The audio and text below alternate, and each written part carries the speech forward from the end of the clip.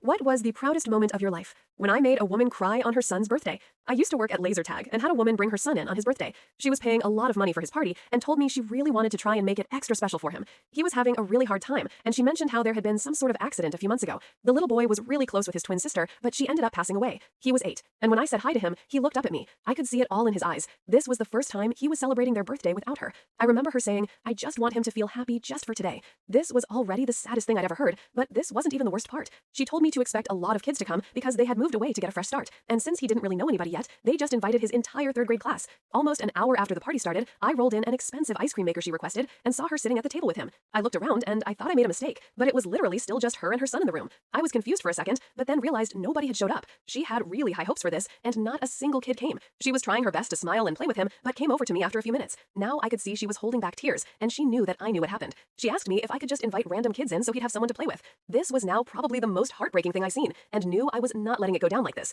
I said yes without hesitation, and I told a few of my coworkers what happened. We all decided we needed to give this kid the best party he'll ever see, so we got to work. We found probably 10 kids there who were all excited to come, and a bunch of staff started phoning people to bring more. A few parents showed up with gifts for him, and a few of the girls even found his mom's Instagram. They saw he really liked the Avengers, so 30 minutes later, a few of the Avengers came back from the costume store ready to sing him happy birthday. He was so freaking happy.